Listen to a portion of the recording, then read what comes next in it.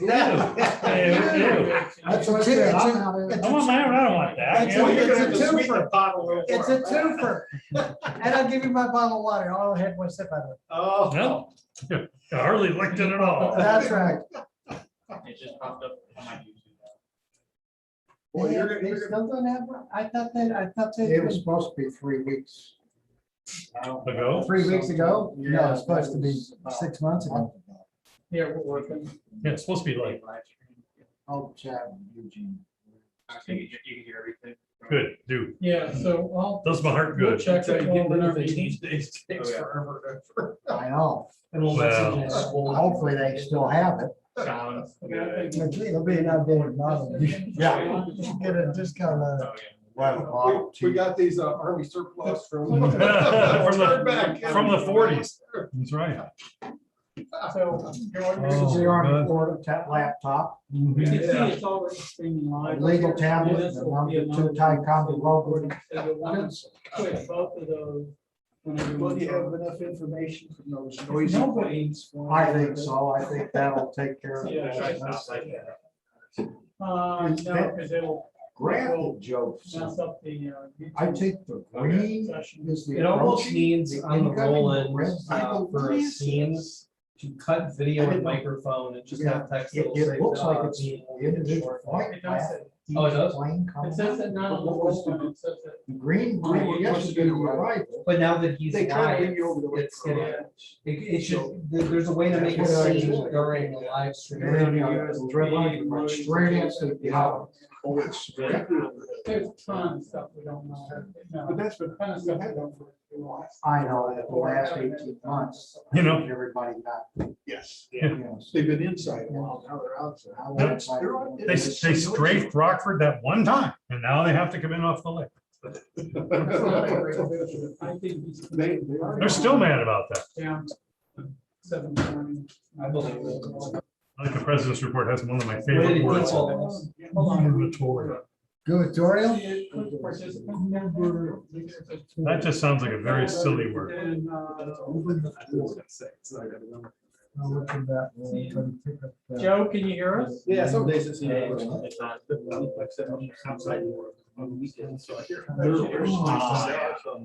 Once a while. They keep you. Don't mess with I'm it. sorry. Oh, boy, you're having fun. I know. They just like it. I'm chugging on through there, and I see it, and I just start laughing. I'm wondering if Schuster's gonna say something to me. Up here, the meeting. Oh, About, Is Joe back? Is he still on the road? I had a call from him the other day Do it from this way. Billings, Montana. Having Maximize Chicago that. pizza. Tough to go there to get a Chicago pizza. yeah, because after he gets home, all there are Montana pizzas. yeah, they're. Of course, I should talk. I just got back. I had Detroit pizza yesterday. Oh, you can buy those here. And Seriously, you can buy them at Woodman. They're square, What's Yeah. that? the Detroit pizza. Detroit. Oh, yeah, yeah, yeah. Instead of round. now. The cheese goes on first. Hey, I was back. And then everything goes on. Yeah, yeah. So they're like, well, how can we be different from everybody else? huh? Oh, yeah. Make sure- So Vicky recovers, is recovering fine. Did you have the interior done? Yeah. Actually, it went very well. You've got beater. We're gonna go all night. And that's the actual. So- She still like walks down the hallway and gets tired. but- Well, it'll take. Oh, you know, it was a big deal, right? I mean, I don't know. we even hired a real doctor You for can Christ's just- you sake. can just hit- They say every week after, improve 25%. Yeah. I went out Oh. and I saw. For 10 weeks. You guys, you're really super good. You're really good, yeah. You're loaded for bear after that. Right, you just want to come. Yeah, I got you. No, I'm sure. he did. Oh, and we can approve the comment permits? We stop getting those emails? Yes, I would just, I finally sat. I would just put that up on. What Yeah. What I think he did was he went to the second. Yeah. Should have sent it to Tony and to Jeff. That clown from, The, Comment. Mr. Peterson, Vance. Yeah, he wants to, Peterson. yeah. he didn't think he got his permit approved quickly, though, apparently. Well, I don't know. We doing? That's his. Well, that's you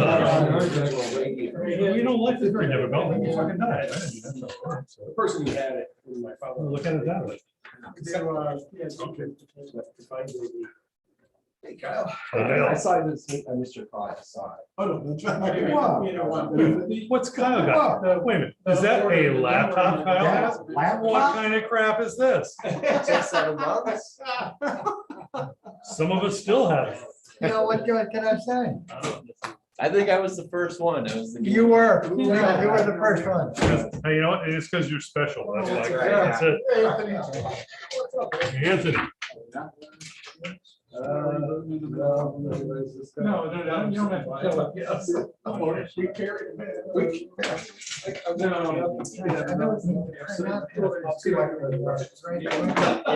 Old habits die hard.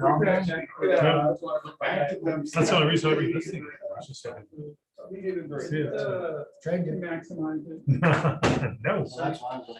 This is about to die. 2 out of 3 times I fire it up, I get the black screen. Oh. That's special though. I mean, you're I special. don't think you can get full screens. Like that. Do everything else over here. Okay, speaking of laptops, Still what time is it? goes Awesome. That laptop in the music room, recording studio, right?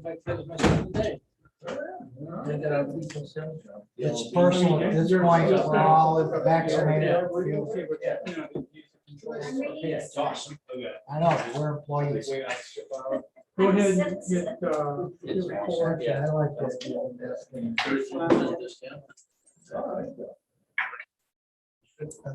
Really touched them. Are we live, Really does. gentlemen? No, not yet. Gentlemen, we are live. Behave yourselves accordingly.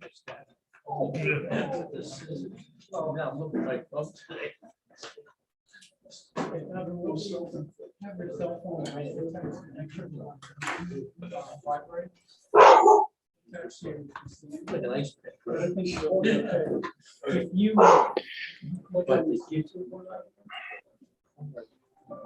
that's a good way to tell what the public sees. There's Joe. Joe, can you hear us? Look at Joe. Do you have a microphone? Barely. It's really garbled. Because we're wearing masks. If you're saying anything, I can't understand it. We haven't said anything, Joe. Can you hear me? That I could hear.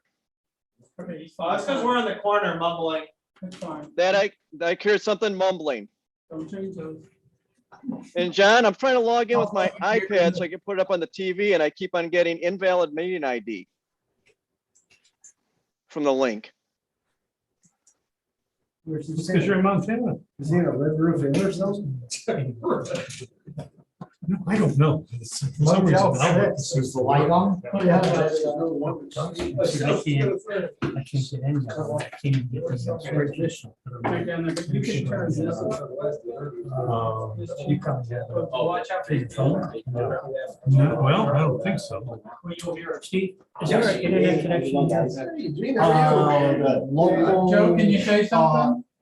Check 1 2. Check 1 2. John, I'm still trying to log in. I get invalid meeting ID. Am I looking? Local internet? Is that about as loud as you want? Oh, you know what? No, never mind. It's my problem here. Wow. Yeah, that's fine. Okay. Oh, okay. We got a call from Schuster, evidently he can't get in. Here, click. Participant. Well, click security. And then, turn on the Local in that.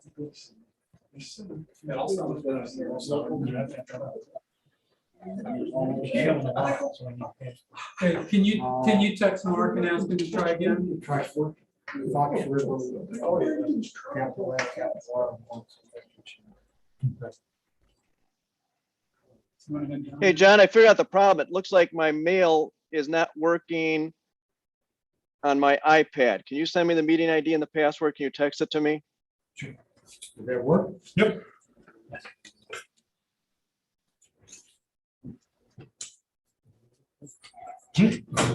I got it, yeah, I did. A week from today. Put it on.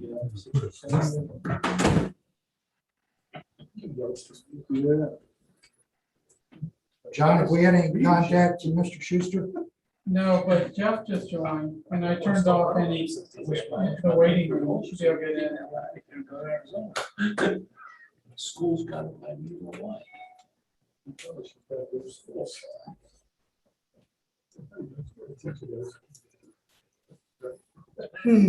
Okay.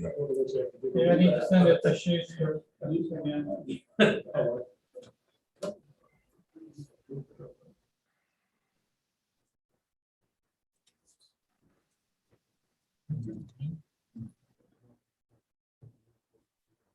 So, Mark, Stefan. Oh, you need a link to the meeting? Okay, John, can you send Mr. Schuster a link? Yeah, I'll resend it. He said he'll be resending it for you. Okay, see you shortly. Okay, fair enough. All right, bye.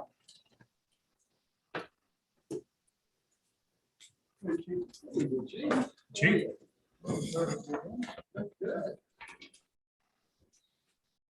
Can you see if you got it? I just sent it.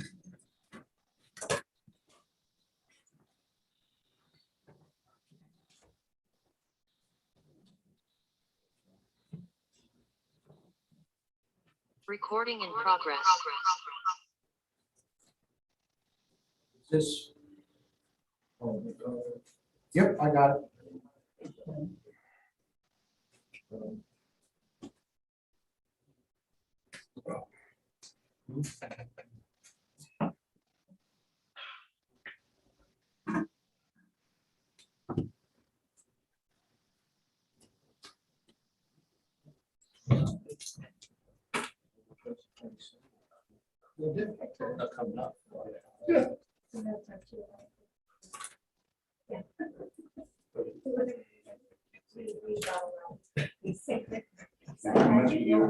Did you receive it? I just resent it twice. Yeah, I sent everyone, I sent one. Oh, okay. Yep, never heard of Here he is. All right, I'm leaving. All right, thanks a lot, John. Thank you. And, just, you go. Thank you. So, thanks.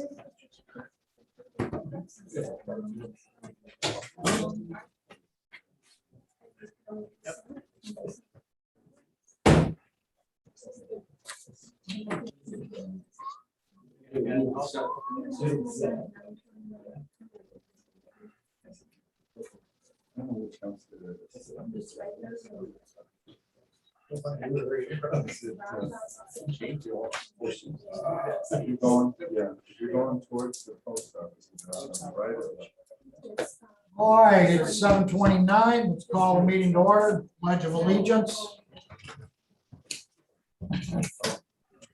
Pledge of allegiance to the flag of the United States of America, to the republic for which it stands, one nation, under God, indivisible, with liberty and justice for all. Roll call, please. Mr. Dattley. Here. Mr. Freno. Here. Mr. Harney. Here. Mr. Nimitz. Here, Mr. Thorne. Here. Mr. Hoff. Here. Okay, we have a forum, we have a meeting.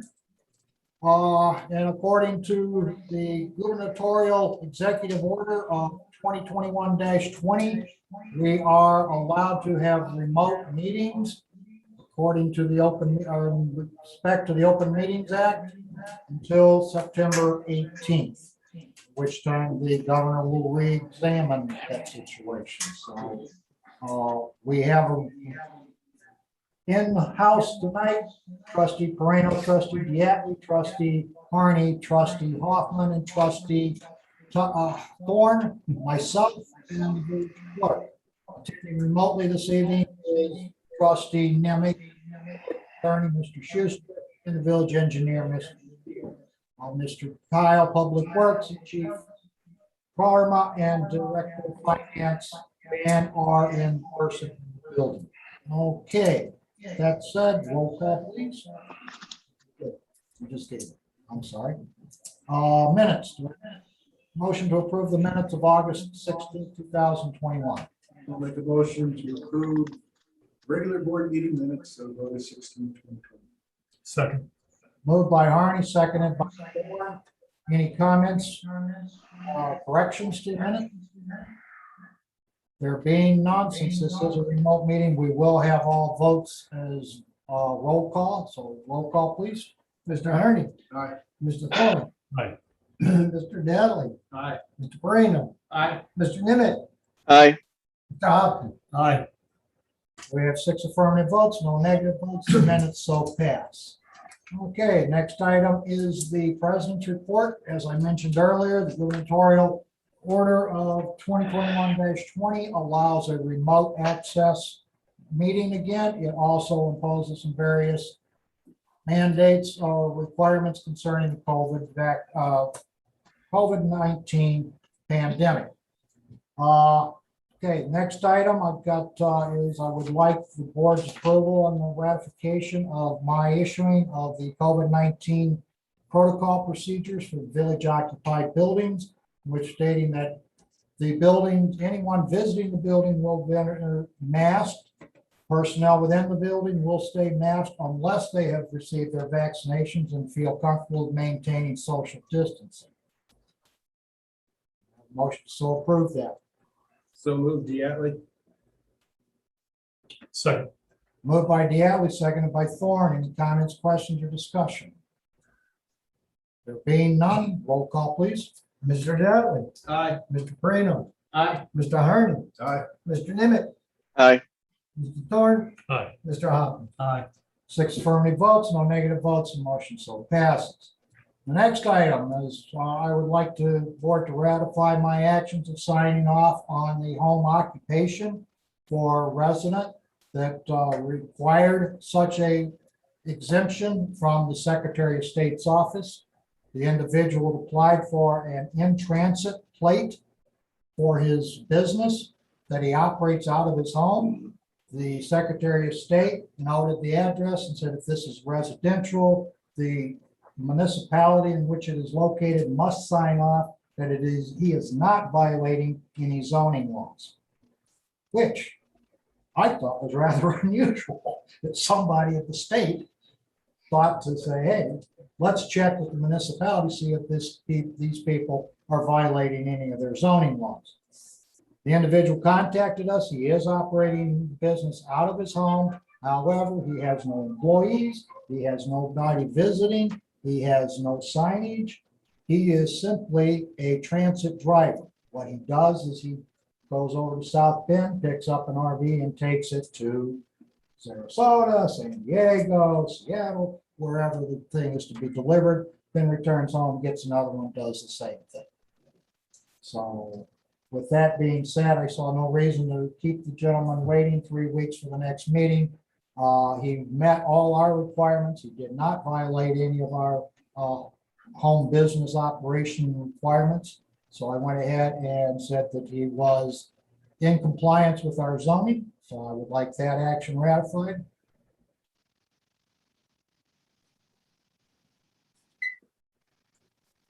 Oops, this is going to die for lack of a So motion. moved, Diatley. Second, Harney. Moved by Diatley, seconded by Harney to ratify the action of the home occupation for Secretary of State's office. Any questions, comments, or discussion? Was that street address accurate? I think we got it 9216 South. In the minutes, in the agenda. it was- All on the agenda. Is 9216. that, That house number doesn't. I was gonna say that, I think there's. If it doesn't, Deuce in there. if it doesn't, it's discriminatory, we can change it to the It actual. was 916, I believe. Yeah. Thank you. Okay, being no other questions, roll call please. Mr. Dentley. Aye. Mr. Horn. Aye. Excuse me, Mr. Harney. Aye. Mr. Thorne, Aye. Mr. Parado, Aye. Mr. Nimitz, Aye. Mr. Hoffman. Aye. Did I miss anybody? Thank you. Okay. 6 affirmative votes, no negative votes, motion so passes. Okay, the next item is the ratification of the approval of the fall edition of the Legends in order that it could go to press prior to Labor Day weekend. I so approved it. I would like ratification of that action. So moved. Second, Diatley. Moved by Thorne, seconded by Diatley. Any comments, questions, or discussion? There being none, roll call, please. Mr. Pareno. Aye. Mr. Diatley. Aye. Mr. Harney. Aye. Mr. Thorne. Aye. Mr. Nimitz. Aye. Mr. Hoffman. Aye. 6 affirmative votes, no negative votes, the motion so passes. Okay, the next item. We have a vacancy on the Planning and Zoning Commission. We need members. The gentleman who's, I believe, is well known to most of the members of the board, who has been doing numerous other activities on behalf of the village as a volunteer, has informed me that he would be interested in providing his time and services to the village for service on the Planning and Zoning Commission, and that is Mr. Bill Hoff. Mr. Hoff is here with us this evening. Should you have any comments or questions? Otherwise, I would entertain a motion to approve my appointment of Mr. Hoff to the P and Z Commission. I will move that we approve Bill Hoff to the Planning and Zoning Commission, and I would note that I believe it is Hoff for his last name. No, it's 1 F, Joe. Is it 1F? Really? I misspelled it all this time? It's actually 3, isn't it? There's 3. here. Just 1. Would you like more? Okay, okay. We No. got motion. I'll second.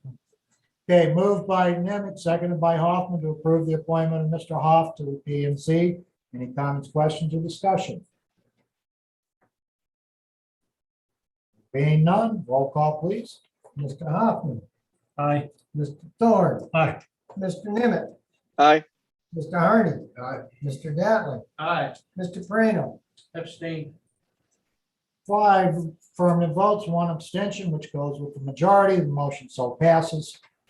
Thank you, everyone, and welcome aboard, Mr. Hoff. Thank you very much. Thank Okay. The next item, gentlemen. You have in your packet a couple of diagrams of the location which we're talking. The village has been approached by some developers who are looking at the parcel on Willow Lane just west of Kindercare and south of Willow. It is about 6.4 acres. It currently is zoned R1. The individuals that have purchased the property are interested in putting a series of apartments in there, somewhere between 31 and 32 units is what they are looking at. As I said, this property is zoned R1, residential, single-family dwelling. These individuals would like to take that piece of property and make it a multi-housing use. It has a rather interesting configuration. If you notice, it has an access to Willow, but that is the only egress and exit point that that piece of property has. I told the developers that I would bring this issue to the board, take the pulse of the board and see whether we would be willing to revisit our zoning law regulations and revise them in a way to allow them to go into this 6.4 acres with a multi-family style development as opposed to a single family.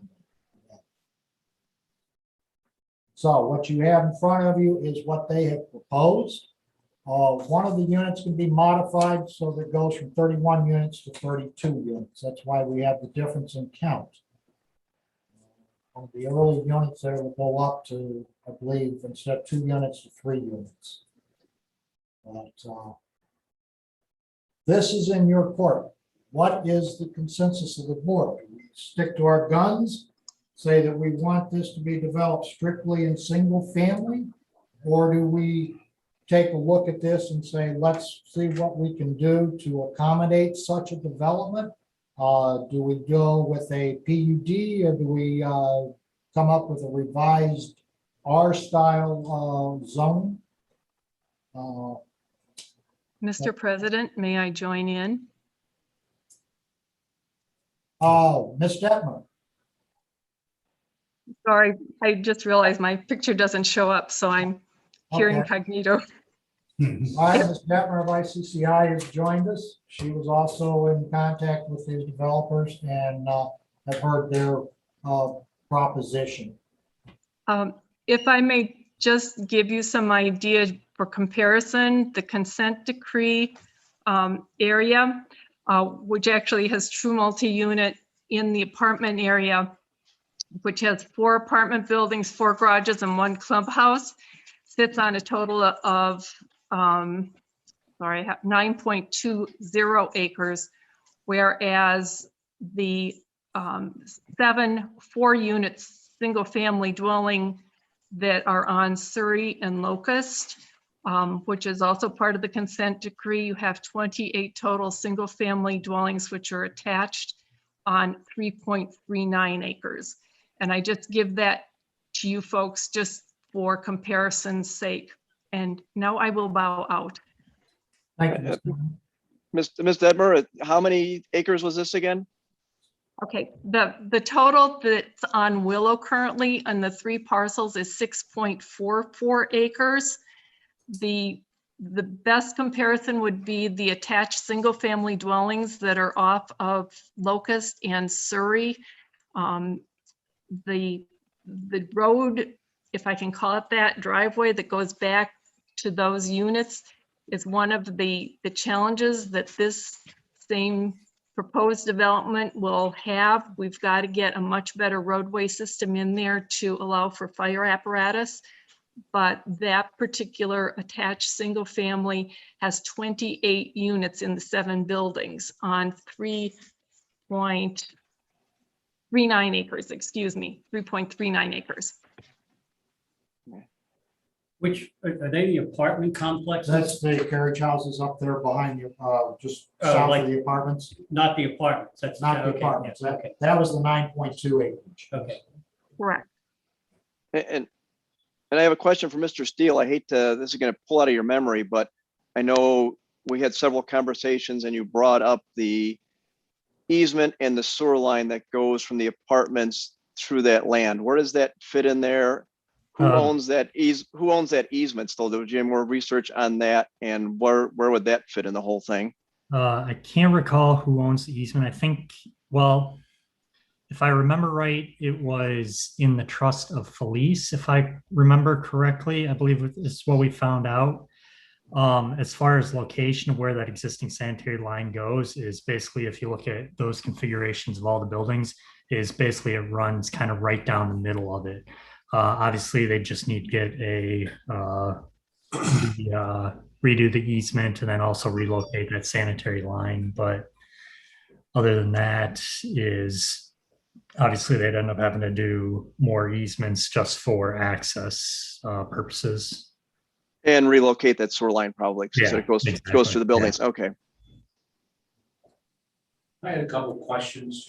I drove by there today, and I know when you look at the kinder care building, there currently is a apartment complex, a building there, if I recall. Where are these new ones going in relationship? Is this empty lot right now? It's an empty lot. And I see where the kinder care is, but currently, as I went down Willow towards the post office, right prior to the kinder care building on the left side was, Right side well, my left going down Willow, to the Willow towards the Oh, no, post sorry, office. It's the Kinder right Care's side. right. It's a There was vacant another, lot. right, the other building I'm thinking of is that kind You're of thinking office the, complex. you're thinking the early child Yeah. station across the street. And there's currently a Now, where- multi-building there. We're on the other side of that. And with this also, I know a couple years ago, there was some conversation about the percent of open land in the village and how it related to single family and low income availability. And that there was some conversation, I think we currently were fitting in the criteria that they required. Would this help us in achieving that? It very Right. possibly could, depending upon the rental department. What am I trying to say? The level of rent Right. that they charge. And are these looking to be more, these are not looking to be more townhouse type, like twin attached, but we don't. Well, they've got a series of buildings, 2 attached, 3 attached, Okay. 4 attached. Yeah, they're gonna be very small. It's 10 buildings in there. Some are two apartment complexes, some are 3 apartment complexes, some are 4 apartment. I said, this is just a preliminary. Sure. They're just asking, because it's there's a number of issues. Egress to Yeah. that place. The fire district is very concerned because there's no in and out. They can't, they get trapped in there. Right. We did check on capacity for sewage. With this configuration, we would have enough capacity in our sewage allotment from West Dundee to entertain this development. So, whether it's this exact layout or something like it is the question. This is not etched in stone. Right. What he wants to know, or they want to know, is will we allow them to obtain, or will we entertain a multifamily development? In what requirements are we going to impose upon them? Are we going to do an R1 style? Or are we going to do a PUD style requirement on them? PUD is a planned unit development. Steve, Right. no, looking at that, I mean, as I listened to some of this, and I know you weren't done, I'm sorry, but it's more like putting the cart before the horse. I'd like to see a little more formal, display of, okay, this is what we're thinking of, instead of going in and saying, okay, we're going to change the zoning right now. I mean, there's a lot of factors at play here. Is it going to be PUD? Is it going to be low housing? Is it going to be Section 8? Is it going to be residential development? I mean, there's a number of factors playing into this. And at least I, for one, would like to know a little more about it prior to saying, okay, I want to switch from, but that's just me. So right now, I would like to see more information versus saying, okay, let's entertain changing it from R1 to multi-unit or to apartments or whatever, before I know more about it. And I'm just basing that on what I see One in of the the things we community. wanted to know before we had people, spend the time there, come up here. Would we be willing to entertain, this?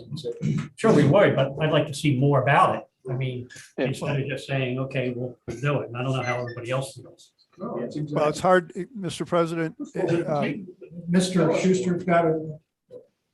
Yes, Mark? Well, the cart and the horse is a very interesting question here.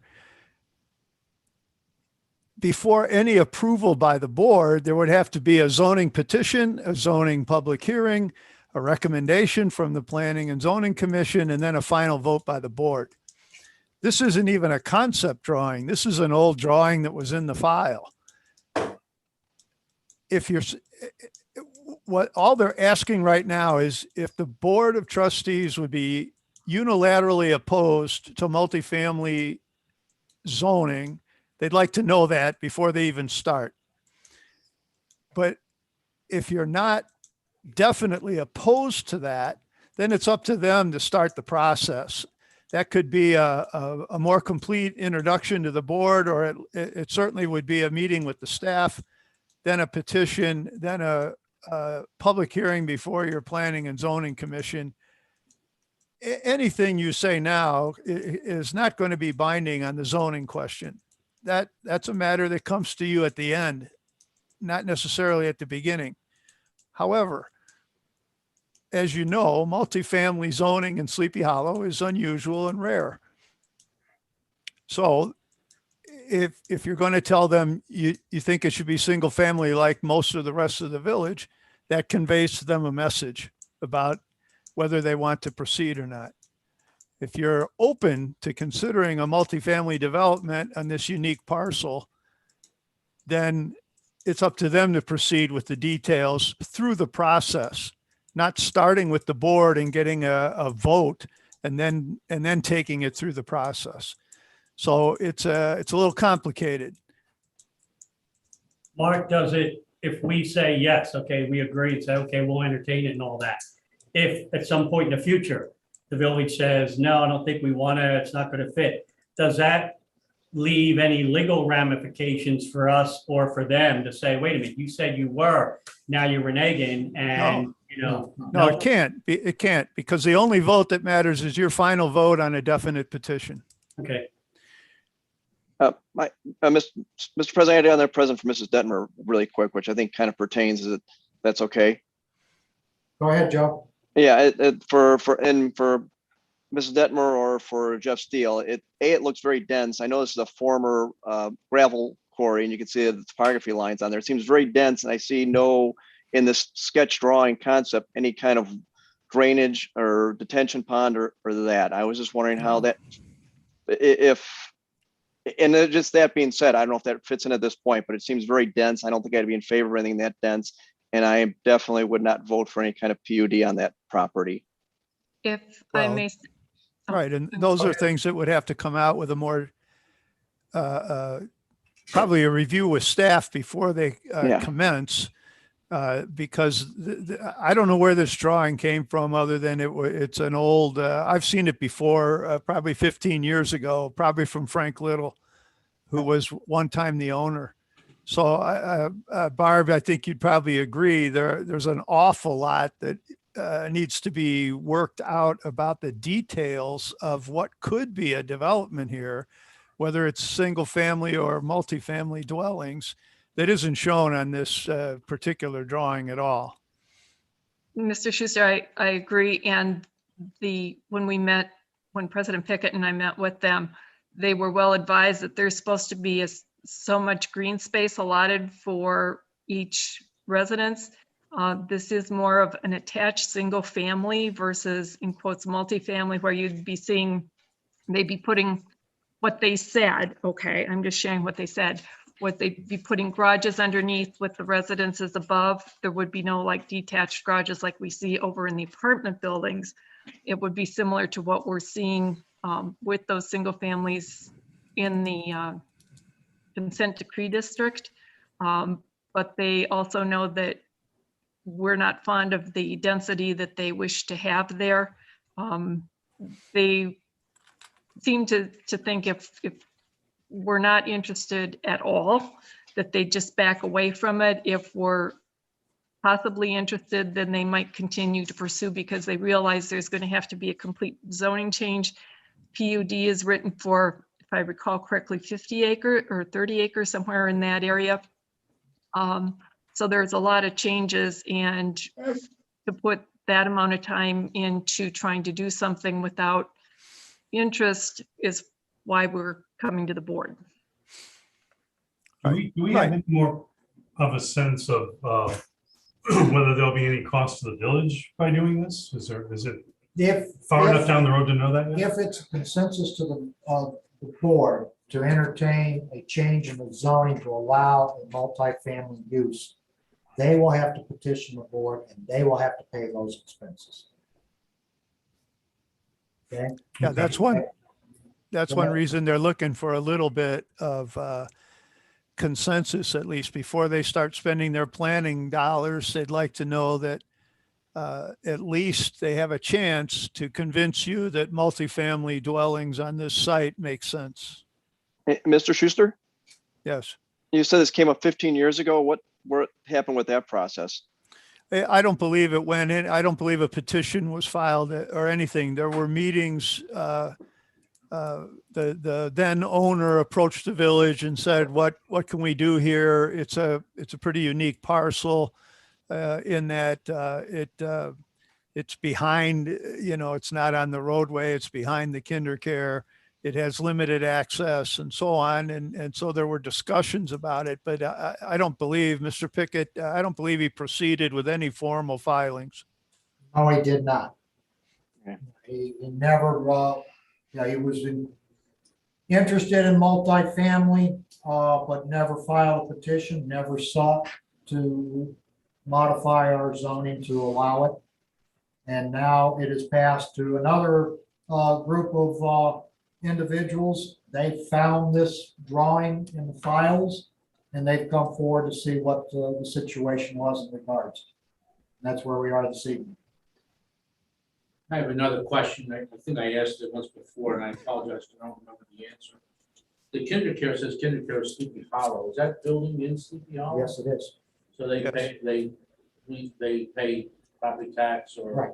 all that? They pay property tax to the village. That would also include any development that goes in there. That would be Village of Sleepy Hollow property tax, as well as the per capita share of local government distributed funds, motor fuel funds. Right. I believe the boundary line is right on the east edge of the KinderCare building between Yes. Sleepy Hollow and West Dundee.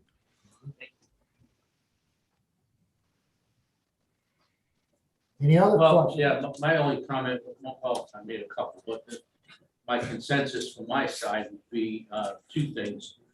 I would not be in favor of this size development adjacent to a KinderCare for reasons of basically all the children that attend KinderCare, the proximity of a multi-building structure. But secondly, going back to the fact that as a village, if we have to maintain a certain percentage of property for the lower and middle income situation, and if this gives us an opportunity to make sure we are meeting that requirement from the state and federal government, and that there are no future penalties that we may incur if we were to do this, or if there's no penalties that we would incur if we don't do it, I would lean more to wondering if this would benefit us in that area. If it would not benefit us in that area, then I personally would say I would not want to change the zoning to allow this structure.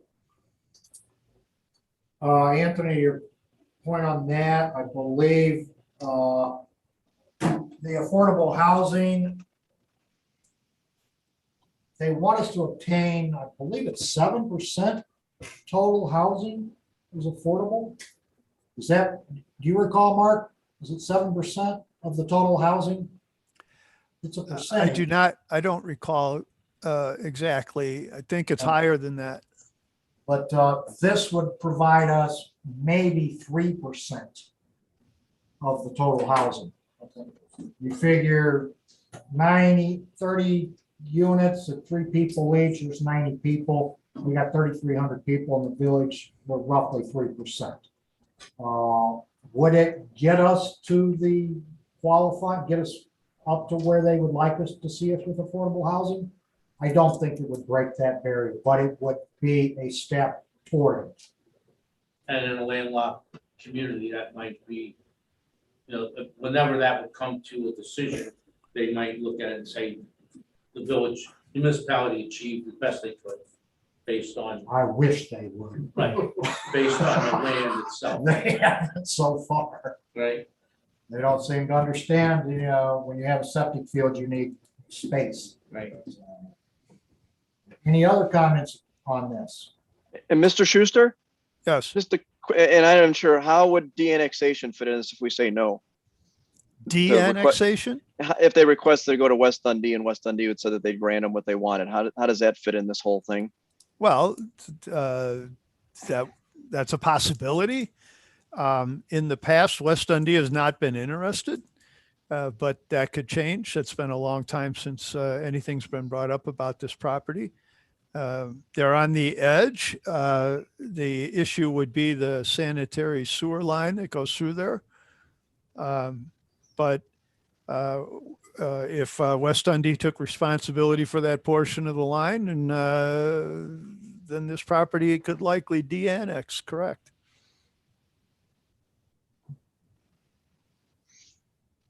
Is there any particular reason from a, just generally speaking, that since we don't do anything but single family homes now, what's the, is there any outward reason not to proceed with this in view of the history that we have with not approving these sorts of things? No. Okay. This is, yeah, it's a unique little situation over there. It's tucked into the corner like that.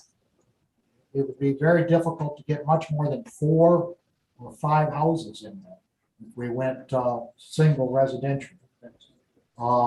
And if they did that, they could develop a road system in there and dedicate it to the village, and we'd end up with maintaining that road. If we take some other type of approach, type of like the PUD, we could require them to maintain the driveway and the entranceway into it. And we would not have to plow. We would not have the cul-de-sac issue.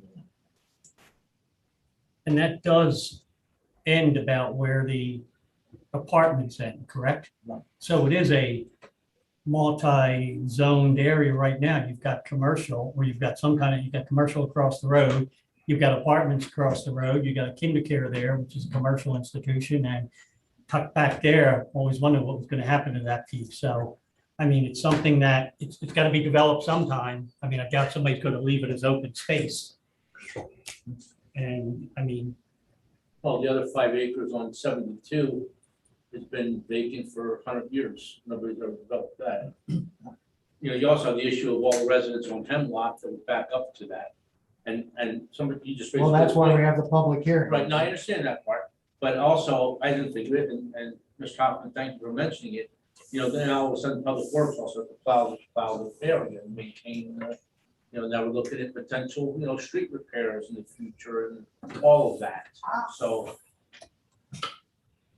Well, correct me if I'm wrong, that could all be private streets that we would not have to be transferred to the village, correct?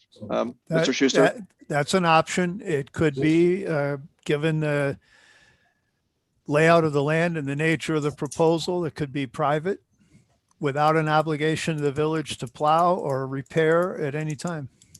It's possible. Something that could be discussed. it's an HOA fee, so.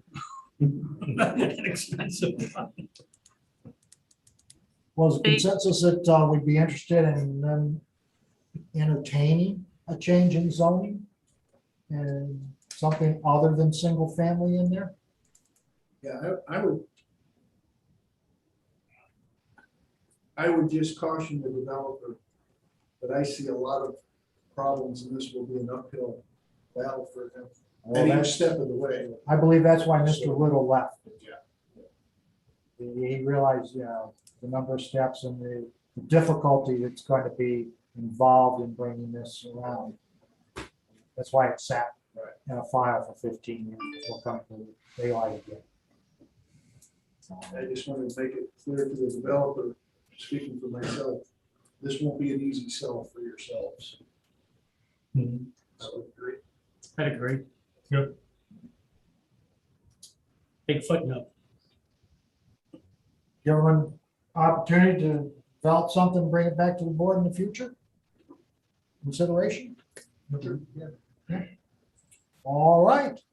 I will let them know that. Thank you, gentlemen. Clerk's report. I have no report. Thank you. Planning and zoning, no report. Attorney's report, Mr. Schuster. Gentlemen, earlier, there was an ordinance 2021-6 that was passed about water billing rates.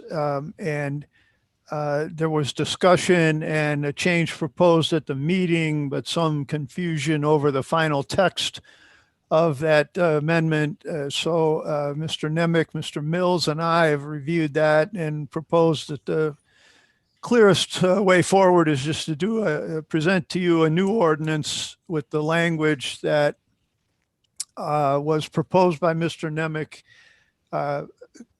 corrected by an amendment at the meeting, and then intended to be included in 2021-6. This way there'll be a new ordinance with the text attached.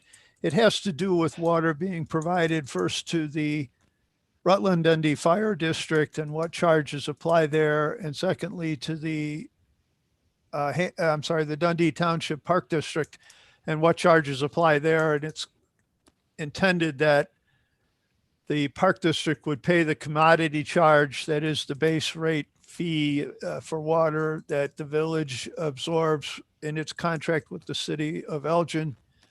It would not need to pay additional charges.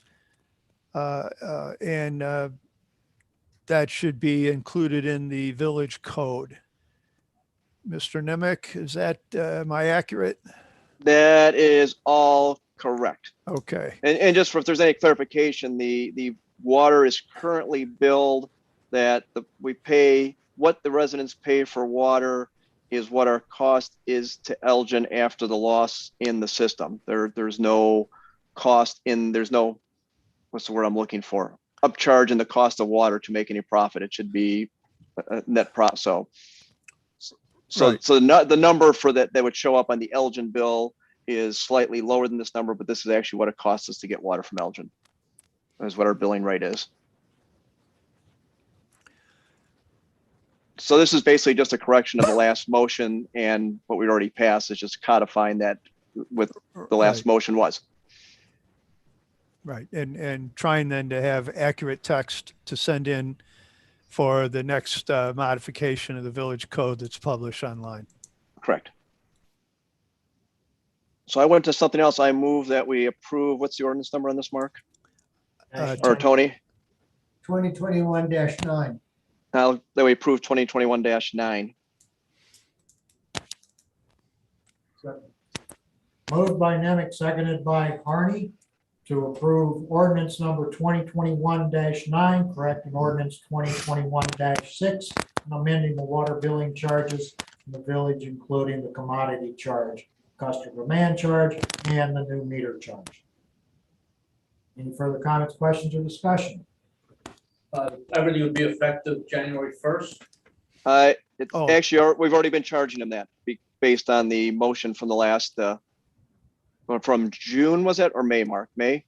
It was enacted in May, so it would have been Yeah. the June billing. Right, so. Because there's so a it's already- blank, yeah, there's a blank in the text to fill that in. So the June 2021 billing?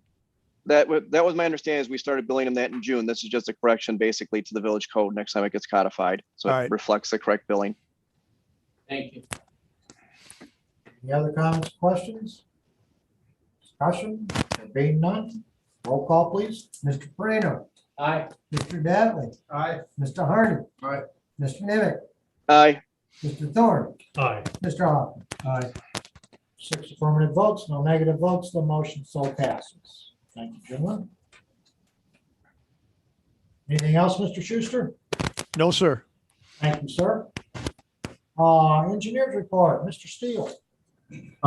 First off, I want to start off with Sleepy Hollow Road resurfacing. If you recall, at the last meeting is originally the contractor Plody was going to be starting today, actually. However, it was delayed by a week just because they didn't want to start during the day after the holiday. However, the advanced warning sign should be up. Also, in regards to Sleepy Hollow Road resurfacing, is in regards to the funding.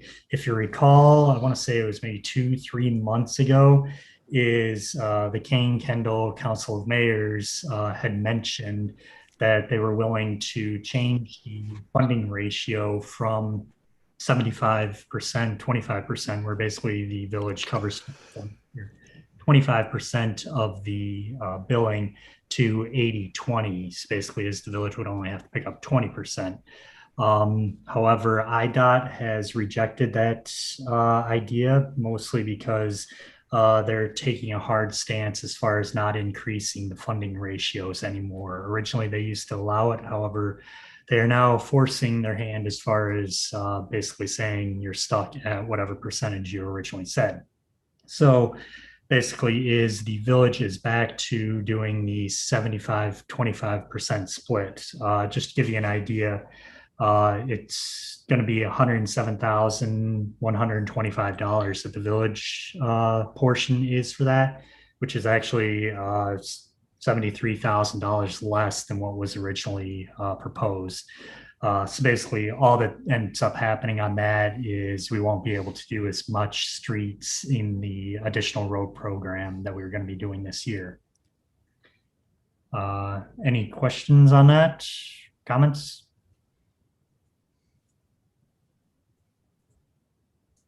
Don't think so. Okay. Everybody's a little bummed. Just also to update you then in regards to the street program that we're going to be doing. The letting date for that is September 14th at 1 o'clock there at Village Hall. Just to give you an idea again, it was Carroll Crest Drive, Christopher Court, and Winmore Court is what we were going to be repaving. As far as if for some reason KCOM can't talk IDOT out of the percentage ratio, then we'd end up having to cut out Christopher Court, but at least we'd still be able to pave Carroll Crest Drive and Winmore Court. And also it includes various patching throughout the village. So that's in regards to that. Next up is there's 2 permit applications in the packet. One is for the MCI Metro permit application, which is basically Verizon. They're proposing running conduit and wire from, or underground cable from basically all the way up the intersection of 72 and 31. Running it south along 31 and then heading over on Bonkoski West. So basically that includes the village portion of it. All they're doing is just basically upgrading the lines for the cell tower that's right there on the village border. So basically is requesting approval for that. Everything looks good as far as that's concerned on reviews. And then yeah, so I need approval on that. We have a motion to approve the MCI Metro permit application. We have a project number, MCI Metro project name 203248-1 Sleepy Hollow. I'm not even gonna bother with the project number. If I believe right, I put it as USH 21-9 is what the village number is. USH 28-9. 21-9. Okay. We have a- Obviously, as part of that permit approval is I had some recommendations in the permit application that you probably saw is just basically is making sure that they are provide certificate of insurance and also follow the guidelines that we have written on there. So moved Diatley. Second, Moreno. Moved by Diatley, seconded by Moreno to approve MCI Metro's permit for USH 21-9. And according to the engineer's recommendations and his caveats. Any further comments, questions, or discussion? There being none, roll call please. Mr. Hoffman. Aye. Mr. Thorne. Aye. Mr. Nimitz. Aye. Mr. Hardy. Aye. Mr. Dattley. Aye. Mr. Prano. Aye. 6 affirmative votes, no negative votes, the motion so passes. Thank you, gentlemen. Next one, Mr. Steele. Next up is ComEd permit application. Basically, this is in order to, if you recall, if you can visually picture it, is basically right at the intersection of Sycamore and Locust. Is there's kind of a diagonal line that basically diagonally across the road. Basically, ComEd is planning on removing that line and instead doing 90s across the road. So basically that includes replacing poles and also lines on that and just some maintenance upkeep on equipment. Again, that's at various locations along Locust. Parts of that are actually in West Dundee, so they'll actually need to get a permit application through West Dundee also. Okay, we have a motion to approve the ComEd permit work order 1729-3675. So. Second. Moved by Thorne, seconded by Hoffman to approve ComEd's permit work order 1729-3675. Any comments, questions, or discussion? There being none, roll call please. Mr. Hoffman. Aye. Mr. Thorne. Aye. Mr. Nimitz. Aye. Mr. Prano. Aye. Mr. Dattley. Aye. Mr. Hardy. Aye. 6 affirmative votes, no negative votes, the motion so passes. Thank you all. Anything else, Mr. Steele? That is it. All right, thank you, Jeff. Director of Finance report. Okay. Request for the motion for the warrants in the amount of $96,634.52. That needs to be current checks that need to go out. Motion for that. So moved. Second. Moved by Thorne, seconded by Hoffman to approve the accounts payable for September 7th, 2021 in the amount of $96,634.52. Any comments, questions, additions, or deletions? Is Dylan Anderson a full-time employee? Yes, he is. And we pay his health club membership? He pays what? We pay his health club membership? Yes, we do. That's in his contract? It's in its contract. Everybody's.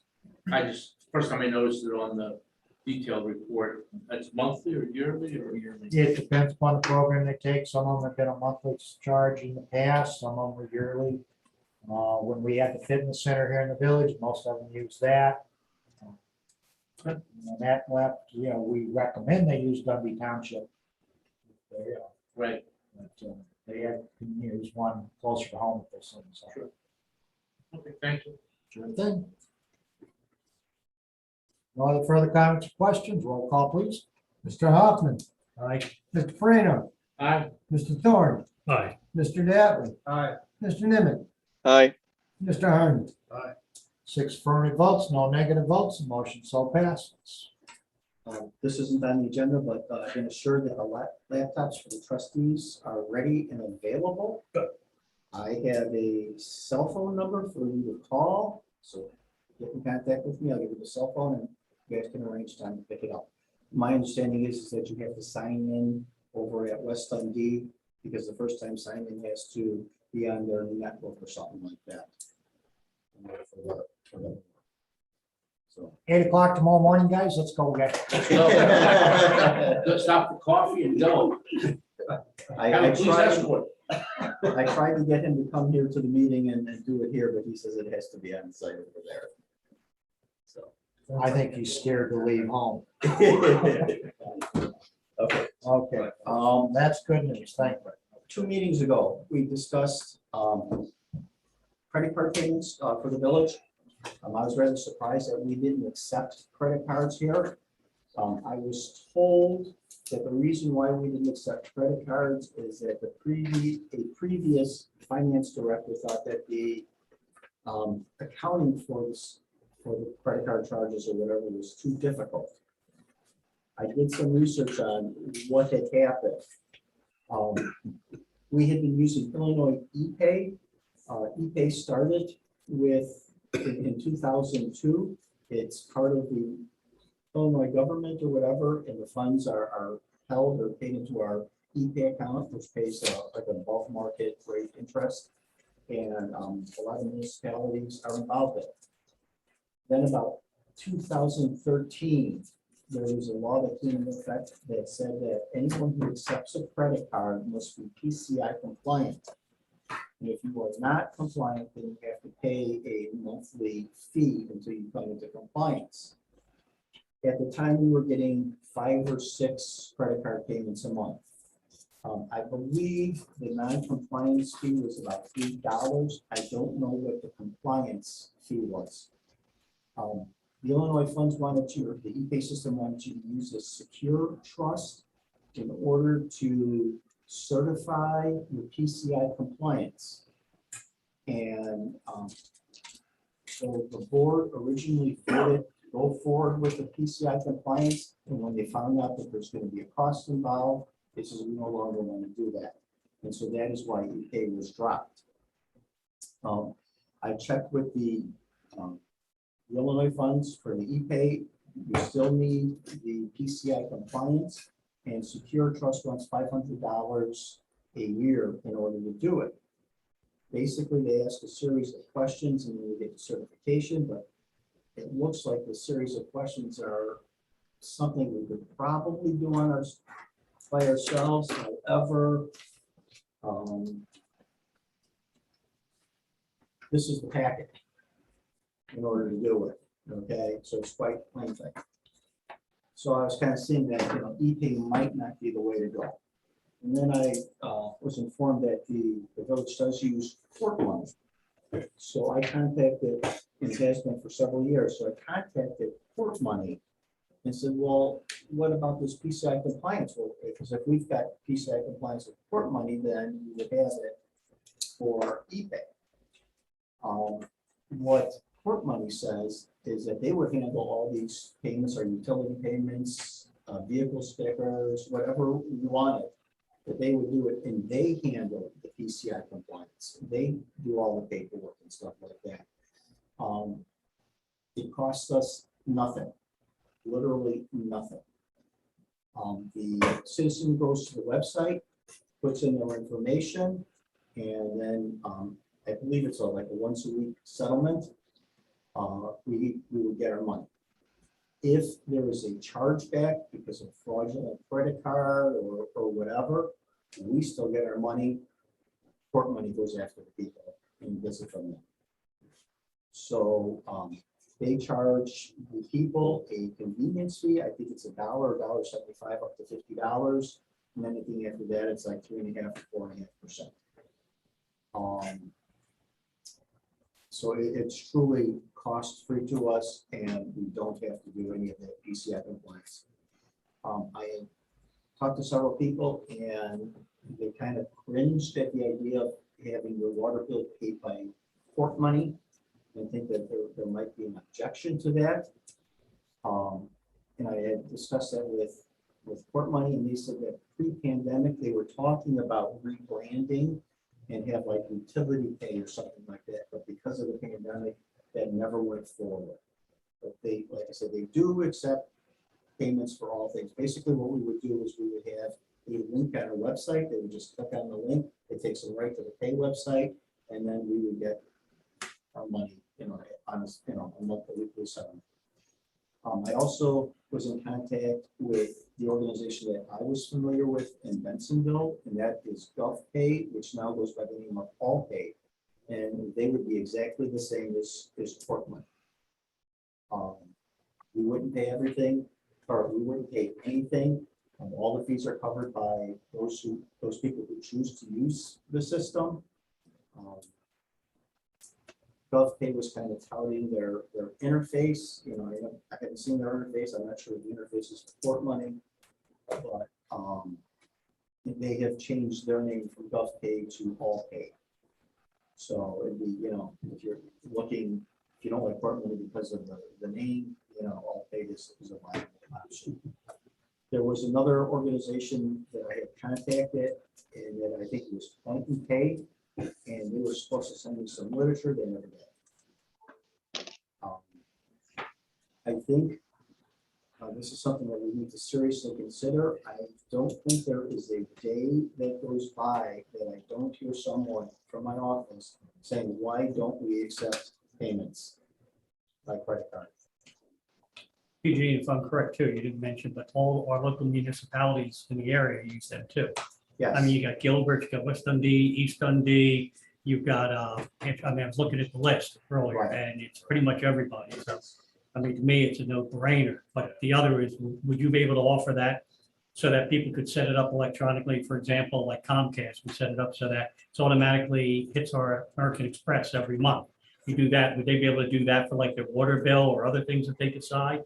That I don't know. I would like to, if we went forward with this, tread very lightly. Let's just start it out with minimal advertising and see how it goes. And we'll just do it for like water payments and maybe for building permits, because we have a lot of contractors that come in here wanting to use a credit card. And you know, we can't do it. So let's start slowly and then see, you know, how we develop it or whatever, and maybe get to the point of having a card reader or something like that. So it's my understanding is that there are PCI card readers that it doesn't store any information. All of this is just transmit the data. So, you know, at some point in the future, maybe we would like to go back to ePay, but at this point, I would like to start out slow. Just a follow-up question. Earlier you mentioned that the resident, there'll be a link in the resident credit card. From then we said towards the end was a resident or a contractor could come into this building and also use the credit card? So, what we would instruct them to do is if we would pay on the phone, or what we could do possibly is set up a computer or have just the keyboard and turn the monitor, and then they can enter the information themselves. And Eugene, you may, Go ahead, Joe. oh no, just a quick question. I got kicked out the remote chase. We may have answers. I had a resident over this weekend express the using Zelle or something like that. Would that be something we could also consider in the future? I'm more hesitant with something like that because there's a lack of security. And once they have our information, you know, we could end up getting chargebacks and stuff like that. With court money and all paid, there's a layer of protection between us and the consumer. And so the consumer doesn't know our bank information. If we start using Zelle or something like that, they now know our bank information. Okay. I like the idea. I just think if there's an, well, I'm 67 next week, so I'm elderly. So if an elderly I think we person, all are. if an elderly person comes in and says, I want to give you my credit card, and we say, oh, I'm sorry, Mr. Moreno, you have to use this computer to, Right. that could be a turn off in a sense. I think that you mentioned about marketing the idea. It's not as, to me, I love the idea. I think it's wonderful. I think we should do it. It's just not as turnkey for somebody to come in, give me a piece of plastic, boom, thank you, off you go. So this is where the problem with the PCI compliance comes in.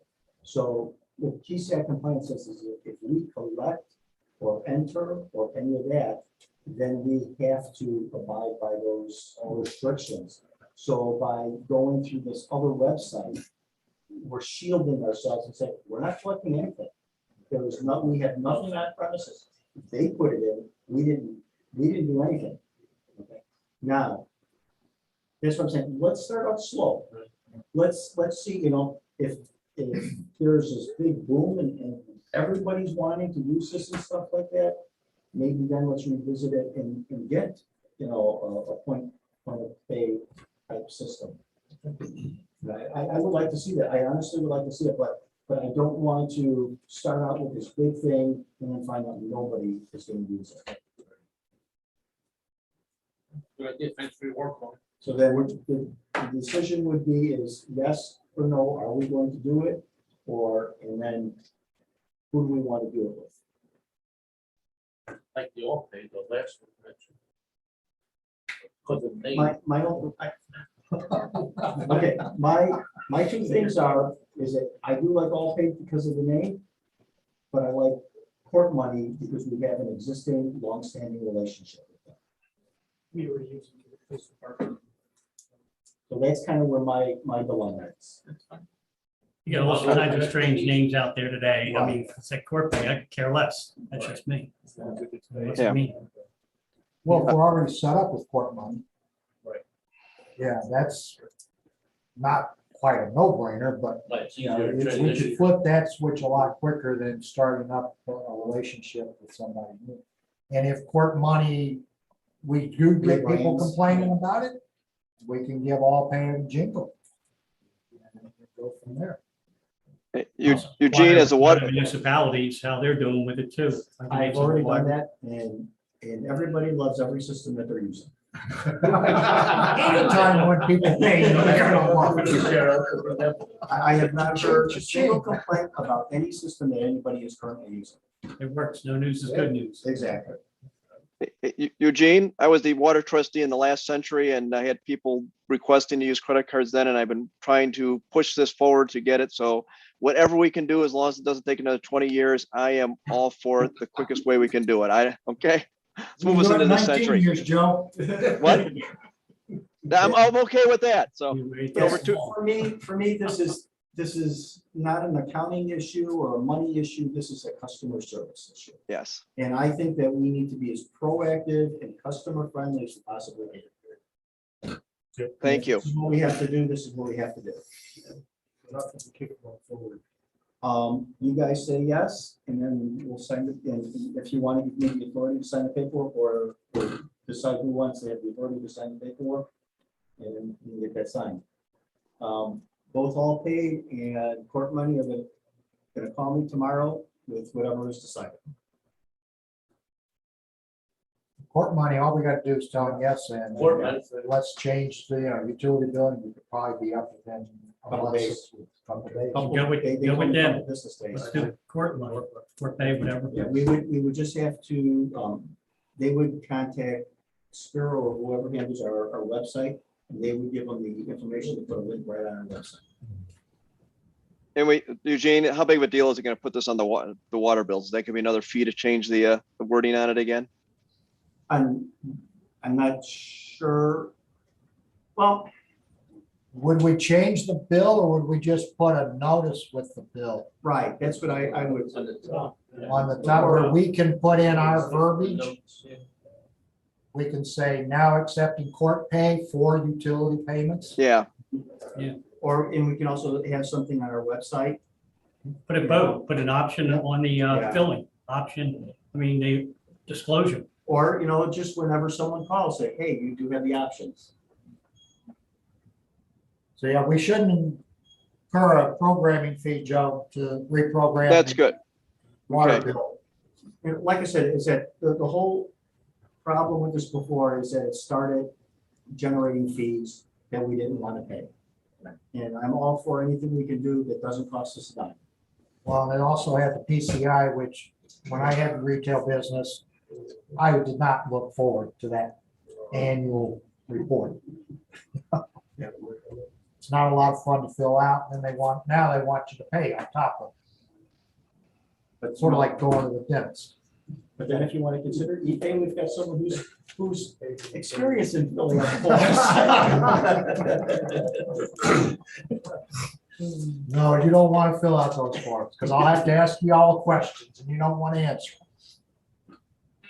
Okay, So again, since this is contending, involving finances and monies to the village, we have a motion on this acceptance of court pay for utility payments to the village of Sleepy Hollow. So moved. The first time I've had a motion from 5 people at the same time. Second. And a second from the 6th. Nobody left a second. Okay, now who made the motion and now who's Who second? wants the honor of the motion? I would like it since I started this 20 years ago. Joe's the oldest who's been pushing for this the longest, so give him the motion. Okay. The Joe second make can the go to Perino. motion, and the second goes to Perino. Okay, moved by Nemick, seconded to Perino, to begin acceptance of credit card payments utilizing court money. And for, the same. For it. right, and authorization for either the director of finance or the village president to sign the paperwork on behalf of the village. Right. Right, okay. Any further comments, questions, or discussion? There being none, roll call, please. Mr. Nimitz. Aye. Awesome. Howard Henry down there. Mr. Perino. Aye. Mr. Dallin. Aye. Mr. Harney. Aye. Mr. Thorne. Aye. Mr. Hoffman. Aye. Nobody object. 6 affirmative votes, no negative votes. We joined the 21st century. Wendy is 20th, very- 20th. very Oh, happy. let's go We 21st. joined the 20th century, Let's go for the just 21st. barely. Barely. That's all I Okay, have. that's it. All right, thank you, Eugene. Appreciate it. That was a Yeah. long time getting. Well done, though. Well done. Appreciate it. Okay, next item, public comments. Any comments from the public? Yes, we do. Ms. Morris, Yes, hello. howdy. I have a question and a suggestion. I live on a cul-de-sac. And all of our driveways are relatively close, even though we all have huge yards. Our houses are set back farther. I have a long, narrow driveway towards the end, a little wider towards the front. we've been having difficulty with people coming to do work at your house. And they're parking on the cul-de-sac. And then they're getting tickets. I had one guy last year who came and his truck broke down. And he had to leave the trailer there and get the truck on and go get another truck. And he was given a ticket. There were orange cones out. And the response I got from the officer was, they have enough money, they can pay for it. I wasn't very happy with that, so I figured, let it go. So I've had the problem this year. We all have had problems because with the weather we've had, the trees, I've just lost 3 trees. I've lost a lot of limbs. And when they come to take them down, you have to take these people when you can get them. You know, there aren't a lot of people out there who are working anymore to do a lot of these things. I have coming up in the next few weeks, this next week, I have a lot of wood being delivered. I'm having all the wood on the outside of my house replaced. I then have a painter coming. I then have ordered all new windows, which if you count them separately, I have 43 windows in my home. All new windowsills made, all new frames. So I've cleaned out a whole garage just for them to store everything in. But when the trucks come and my driveway is filled up, I mean, there's only so much. So they have to park in the cul-de-sac. They can't park on the street side because here's a driveway, here's a driveway, here's a driveway. Now, what if this neighbor has somebody coming to fix something? And that one, and they can pull in the driveway, and if they can't, where do we go? Can we do something where you have, I'm like in Evanston, if you park in Evanston, I have a lot of friends who live on that end parts of the North Shore, you have to have a sticker, you put it in your car, you give it to them just to put in for that day, you know, saying that they're parking there just for like September 24th, let's say, and it just has the date on it. And so I would come down and get the sticker, they could put it in the windshield so that they know that they're supposed to be there, and 2, they're not going to be hassled. I've got someone coming to do my driveway, and someone told, finally I found somebody. I guess it's been very hard to find seal coaters, a lot of them. And they say they don't like coming to Sleepy Hollow because they're always hassled about where their trucks are. They can't pull in your driveway if you're sealing your driveway. You know, I mean, it's ridiculous. So where do we go? What are we supposed to do? My other neighbors were going to come with me tonight, but they had something else that came up. So I'm here for Ann Court, just asking, where are they supposed to go? Whereabouts is this? What court? On Ann Court. Is that what side of the Off road? of one more, One more. just north of you. I've seen a lot of, like, I can't speak to it, but I mean, in our area where we're at, we had trees down and all that, and I've seen people getting plenty of remodeling. And I've seen, and this is Acorn Drive, Surrey, could be any of the roads there, and I've seen cars parked out there constantly, I mean, on the street, and I don't know of anyone that's ever, this is unusual, that's why I'm really listening to this. I've never seen it, I've never seen anybody ticket it yet, so that's why I asked whereabouts, I mean. Well, and you know, I mean, yeah, they have to be respectful of fire hydrants, yes, that they have to. But if you're coming, well, you know, when you have trees down, you got a guy who's got the big truck, and you've got the one who's got the chipper on it, and they're putting the chipper out there because they have to get the other ones in there so they can get all of their utensils. And I have a lot of trees on my property, and they're tall trees, so they're always climbing up. You know, I can't be everywhere at one time. Would we ticket for that though? Would we, if a truck, it's performing service at a house or something, would they ticket for that? Generally, the officers will ask the truck. In this particular situation, the truck was parked right in front of the fire hydrant. Okay. It's also, the registration Different was also story. expired. There was other. But the extenuating registration was not expired. He had the thing in his car that it was applied for. And he said he would have come to fight the ticket. But he said, I am so busy because they're still cleaning up a lot of places who had lost their trees in Crystal Lake and all over. And he came back to take down, because 3 days after, I had another hole in a tree wall. And that whole tree has to be taken down, but he didn't have time to take that tree down because I had to get this big thing first, and he's so busy. And a lot of them are busy, and I don't want them not to come back because I can't say, well, what are you supposed to do? Keep driving around till your eyes are done? Well, I've taken numerous calls where people have asked permission to do exactly what you're asking. And I've told the officers, hey, if I've got a call from a resident, they're gonna have a truck out there for an hour, 2 hours, or whatever, they're doing some work, and that's never become an issue.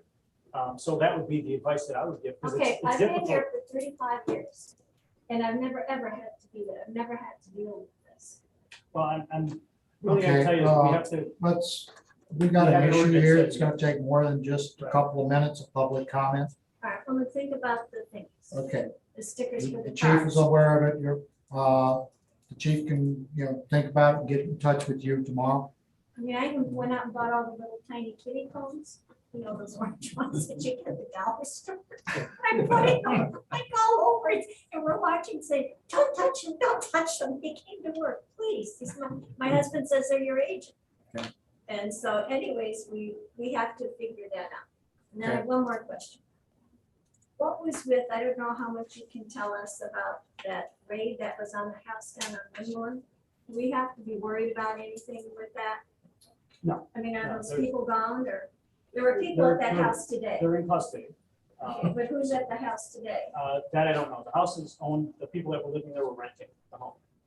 They were renting the Yeah, house. they're renting the home. The person of interest is in custody, is still in custody, and will be in custody for quite some time. I hope so. So if they rent the house at Sleepy Hollow, do we have any rules that the village has the right to see, kind of like, who's renting, the age and this? Because how did a 21-year-old with no job rent a house?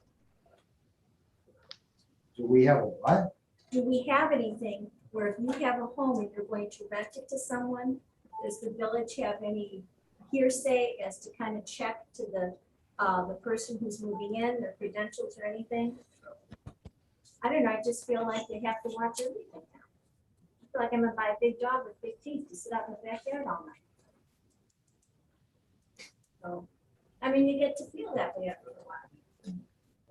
I believe So those people are gone. the onus of checking the renters, their past history is up to Up to the the person. renter, Right. not to, So that was their- unless they contact us to run a There's nothing background we can check. do. We have no authorization to interfere with private property. Which even in those situations, legally, we can't run a background check for somebody who's looking to rent their property. There's avenues they can go through for the state police, but as a police department, we can't do that for them. So the one person is in custody. The rest of the people that are still living in the house are still there. The gentleman who owns the house is aware of what was happening. How he handles it as a renter or as an owner, I can't say. But the person who is in custody is definitely removed from the situation. There's no danger to anybody else in the community though. Have to worry about the kids and waiting for buses and everything else, and Thank you. See you later, Jeff. And the chief will be in touch with you. they'll be looking for me. Okay. Actually, What were you planning on doing? I will see what we. And I'll lend you my cones. About 50 of them. Okay. Moving on to the next one, trustees reports, roads and parks. Mr. Harney? Nothing new. Jeff covered it. Good well. Okay, thank you, Ed. Finance, Mr. Hoffman. No, nothing new right now. Eugene covered it. And Okay, thank you, George. Water and sewer, Mr. Nemec. Yes, Wendy had a request from 110 Thoroughbred Lane requesting the credit on the sewer portion only of their June bill. The landscapers left the hose running in the backyard. Their June bill was 20,000 gallons. Wendy checked the previous years for the summer and their sewer bill is consistently 3,000 gallons a month. So for just the portion over that, just for the sewer part of the bill, it would be $158.95.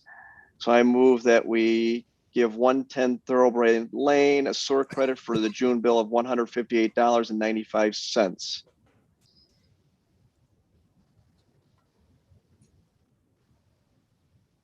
Second. And I will just add that we have done this several times in the past when residents come and they can explain and show proof or reasonable proof that that the water was not going into the source system, it was outside. Second, yeah. Moved by Nemec, seconded by Diatley to award the request for credit to 110 Thoroughbred in the amount of $158 toward their sewer bill. Any further comments, questions, or discussion? Yeah, next time be told to have the whoever left it on pay for Wait it. a minute. From what I just heard, the landscaper left it on. Landscaper Correct. fault. Why do the residents of Sleepy Hollow? We're not, because it's not the water portion, it's just the sewer portion. It's just the So the, sewer. so the residents Oh. that, yes, the residents that are on sewer. Yeah, if you have water, a different I missed story. it too, yeah, okay. You missed the Yeah. sewer. Yeah. Okay. Yeah, this is the unusual situation where it's, one of the 165 sewer accounts we have. Yeah. Okay, And just to answer that question, Wendy did have another request for credit for somebody who had a $500 water bill, see if there's anything we could do. And basically, since the water, we do not have any markup on the water, so we told them we could not give them a credit, so I did not bring that to the board, so. All right, well, on this first motion, no further other comments or questions, roll call, please. Mr. Nemec, Aye. Mr. Dattley, Aye. Mr. Prano, Aye. Mr. Harney. Aye. Mr. Thorne, hi, Mr. Oven. Aye. 6 affirmative votes, no negative votes, and motion so passes. Anything else, Joe? And this may be appropriate now, reference the other resident. I know this has been the policy for 30 some years, probably more. But the resident that had the $500 bill, they said they couldn't pay it.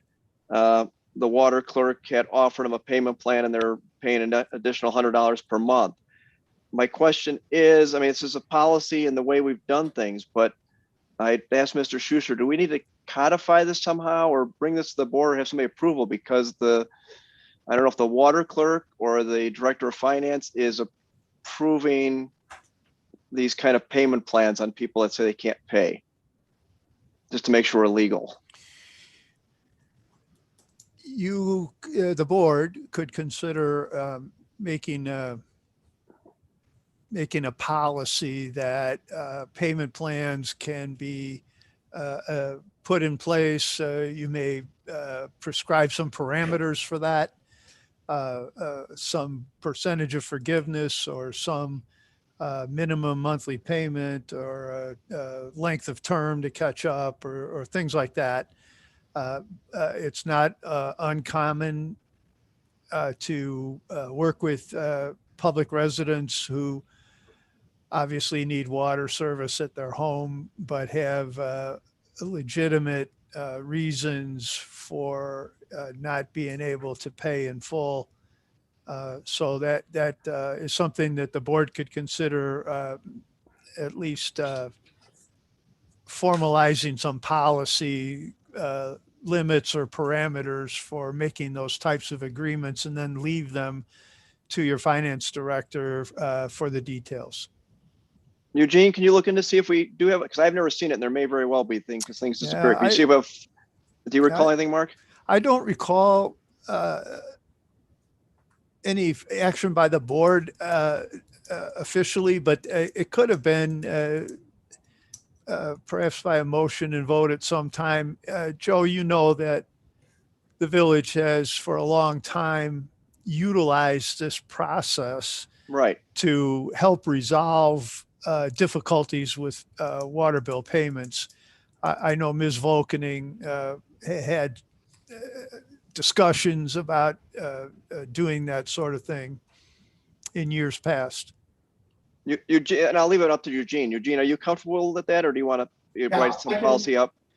I can look into it, but I think by us accepting credit cards, that may go a long way towards improving the situation. I concur. So Eugene, if you don't mind, can you report back to us at the next meeting and just, Sure. see what you think and what your, I leave it all up to you. It's your department. So what your policy should be. It was just something that came up that I never really thought about before, that, should be more formalized process. Joe, just a real quick, this is cumulative, so this has been like a number of months, right? It's just not 1 month's bill, correct? Oh, we have Eugene or Steve could probably talk to it, but I believe we probably have maybe 10 accounts at least that are on a payment plan of some kind. Does that sound about right, Steve? I don't know. I've seen We some. have- Well, but that's the kind of thing that would be good to know in a report. What Yeah. What's your current delinquency? What have you been able to solve with payment plans? How many are there? And some sort of list of factors to be considered in making these Establishing a policy. arrangements so that there's some consistency village-wide in how people are treated when they have a difficulty of circumstance and can't make the payments. Okay. Because the alternative, shutting the water off, isn't a real good one. No, and then we don't want to get there, especially if somebody's gonna make a good faith effort. You just want to work with them the best you can. Exactly.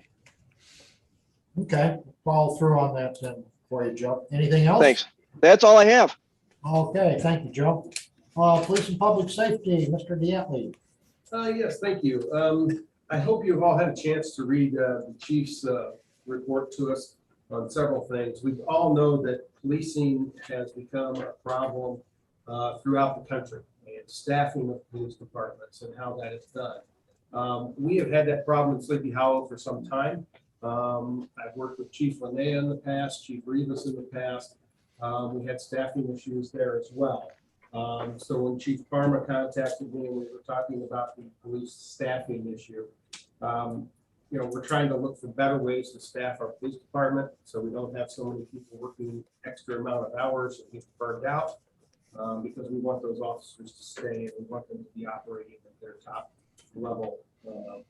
So what the chief has proposed, and I am in agreement with, and I support wholeheartedly, is the transferring of a line, prior appropriations of $61,000 from salaries of part-time officers to the salary of full-time officers. So that would be my first motion, would be to move that $61,000 from a line item from part-time officers to a full-time officer position. Second, Moreno. Moved by Diatley, seconded by Moreno, to have a line item transfer in the appropriation ordinance for the police department budget, moving $61,000 from salaries for part-time officers to salaries for full-time officers. Any comments, questions, or discussion? I noticed the chief's comment, the expected reduction of overtime would allow us to keep within the current budget. Plus the action requested. Yes. Being no other comments or questions, roll call, please. Chief, or could I ask one more question? And I saw that where it said would keep us within the budget. But on the other side, you said you would bring on another part-timer. So with the new part-timer, that would still keep us within the budget restraints. Yeah, one of the things I did is I looked at the way we were budgeting is we were budgeting figuring around 12 part-time officers. That's what we're allocating. We're never going to get to 12 full part-time officers. It's just not going to happen. If I was to hire every person that applied, which we don't want to do,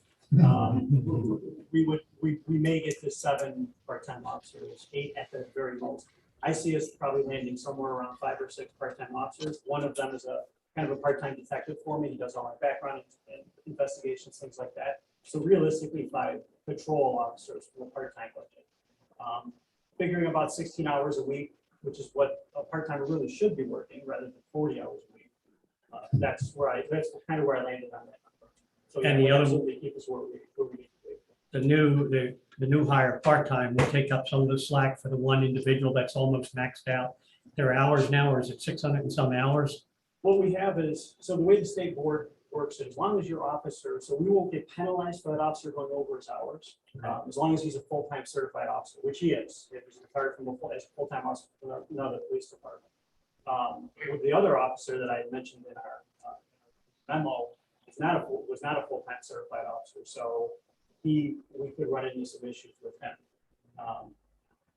If I hired, we hired Officer Brown last month.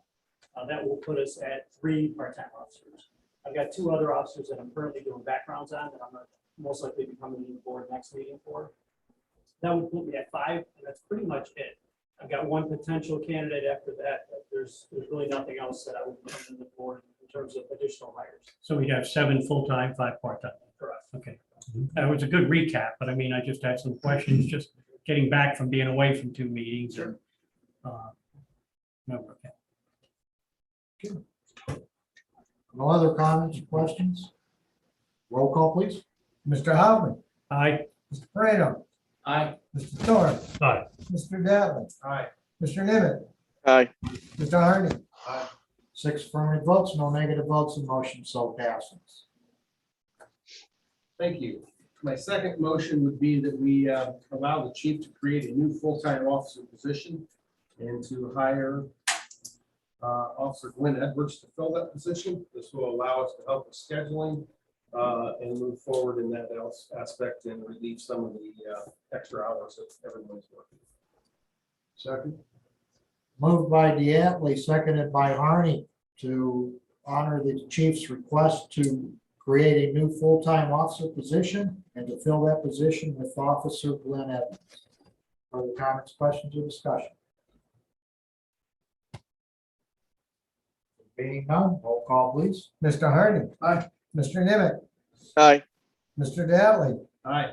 Mr. Thorne, Aye. Mr. Hoffman, Aye. Mr. Parado. Aye. 6 affirmative votes, no negative votes, the motion so passes. Thank you, gentlemen. Thank you all. That's it. Okay, thank you, Steve. Public buildings and environment. Uh, Mr. Thorne. No report. Thank you, Mark. Building and zoning, Mr. Parado. I just want to thank ICCI and Barb Denver. She's done a lot of work recently and she's doing a good job keeping everything in the right line. So thank you. That's all I have. Okay, thank you, Anthony. Old business, any old business to come before the board? Being no old business come before the board, new business. Is there any new business to come before the board? There being no new business to come before the board, I motion we adjourn the meeting. Second. moved and seconded to adjourn. Roll call, please. Mr. Parado, Aye. Mr. Dattley, Aye. Mr. Hardy, Aye. Mr. Nimitz, Aye. Mr. Thorne, Aye. Mr. Hoffman. Aye. 6 affirmative votes to adjourn. We are adjourned, gentlemen. We will see you on the 20th of September. We're on 29 minutes and 19 seconds.